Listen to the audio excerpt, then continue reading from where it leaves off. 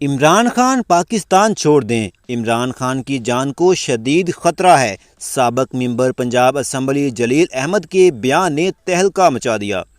انہوں نے کہا عمران خان پر جھوٹے مقدمات درج کیے گئے ہیں، چیف جسٹس کا مذاق اڑایا جا رہا ہے اور کسی پر توہین عدالت نہیں لگ رہی۔ انہوں نے کہا کہ عمران خان کی جان کو خطرہ ہے، پاکستان چھوڑ کر بیرون ملک سے انتخابی مہم چلائیں۔